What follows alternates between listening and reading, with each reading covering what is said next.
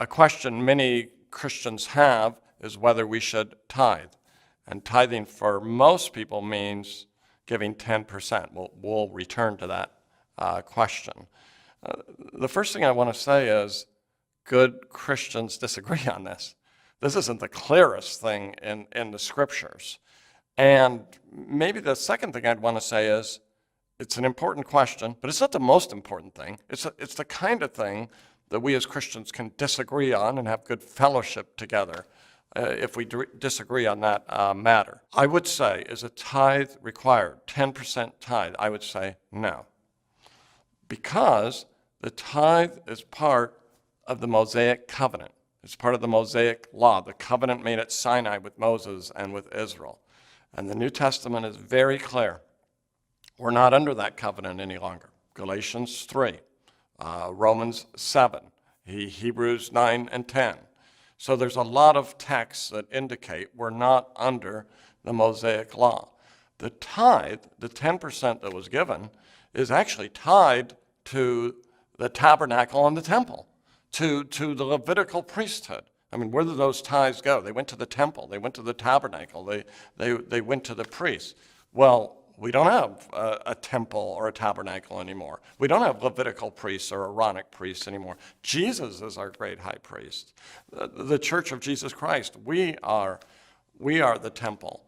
So clearly the tithe, as part of the Mosaic covenant, since that covenant has passed away, it's not required of believers. Sometimes people appeal to Abraham and Jacob giving tithes. They gave 10% on occasions in their life. Abraham to Melchizedek.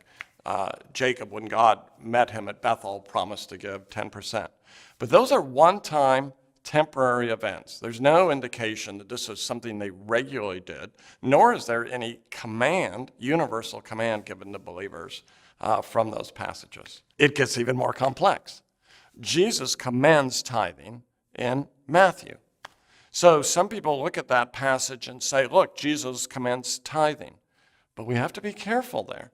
Jesus also commands forgiving your brother before you offer a sacrifice at the altar in Matthew chapter 5. Jesus spoke to his contemporaries. Jesus lived himself under the Mosaic law because that covenant was in force until after his ministry, death, and resurrection.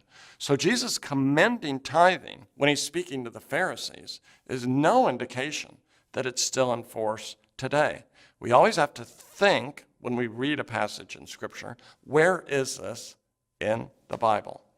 So what does the New Testament emphasize? It emphasizes 2 Corinthians 8 and 9, sacrificial, generous giving.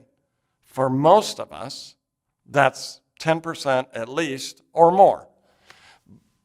However, I still am hesitant to give any particular percent.